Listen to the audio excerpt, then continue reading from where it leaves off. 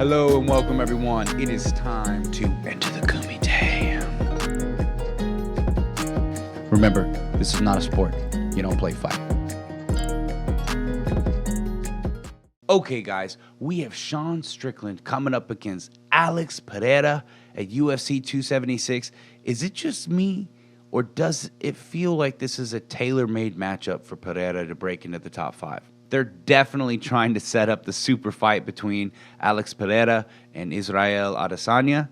For those who don't know, they have fought each other twice now in Glory, which is a world-renowned kickboxing promotion. Since then, both fighters have transitioned into MMA, and we've seen Izzy conquer the world of MMA.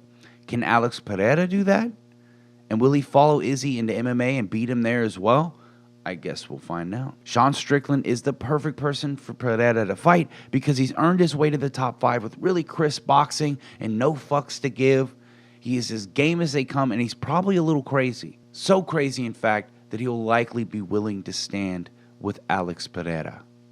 Strickland has great boxing, but we've seen him be vulnerable to the leg kicks.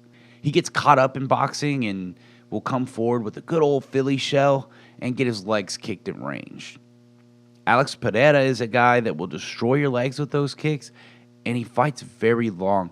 He also has that devastating left hook waiting for Strickland, and I don't know if Strickland can just eat those. Strickland did say that if he gets clocked good, then maybe he'll take him down and dry hump him for the rest of the fight, but I feel like he was just kidding because we don't know exactly how Alex Pereira's MMA cardio is going to hold up on the highest levels like this. And Sean Strickland is the more well-versed mixed martial artist. He's done the whole game, practiced the whole game for longer now. Strickland is probably a bit more well-rounded than Pereira, but most of his biggest strengths, his boxing, his forward pressure, his cardio, lie where Pereira has proved himself to be one of the greatest of all time. I don't think Strickland has it in him to keep Pereira down and land anything meaningful on the ground.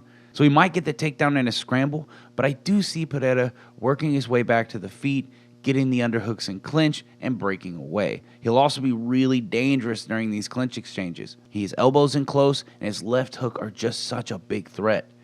If this was just a boxing match, then I might even give the striking advantage to Strickland, if I'm being quite honest. Here, we can elbow, we can kick, we can knee, and Pereira is phenomenal at all of those. His last knockout over Andreas Michailidis, dude, he timed that flying knee perfectly, and he can throw it from so far away that it just throws guys off guards because he can Michael Jordan jump into that flying knee. Strickland is really good with his jab, and he's going to be keeping his right hand to his chin, which will definitely help him to not get countered and to possibly find a place for his own. A lot of this fight is going to be determined on who has the outside foot advantage. That's just how things are for Southpaw Orthodox mix-ups. For the most part, there's all kinds of variables, obviously, but footwork. Let's take a look at footwork. Pereira will dip deep into his stance to get his foot where he needs it to line up the shot from opposite stances. Strickland typically stands really tall, and he keeps his feet close together. He also has kind of choppy footwork, and I do give the footwork advantage to Pereira for sure. I don't know. It's hard to see Strickland not getting finished in this one. I see Pereira tearing up his legs really early, then maneuvering around Strickland and lining up that left hook or maybe even a straight. Ultimately, though, I'm going to go with Alex Pereira via second round TKO, maybe KO, but I'm going to say TKO. I see him getting Strickland to open up a bit and come forward after getting at those legs and walking into a left hook when he jabs. He kind of pulls back on his jab, and he typically keeps his hands pretty low, and I just see that being a huge problem for Strickland in this one. So yeah, I'm going with Alex Pereira via second round TKO. With that, I'll go ahead and wrap things up. If you like the content we're providing, make sure to like, share, and subscribe. If you disagree with our picks, make sure to berate us down in the comments below. You can also follow us on Instagram and Facebook, and you can even follow me personally on Twitter. Remember, this is not a sport. You don't play fight.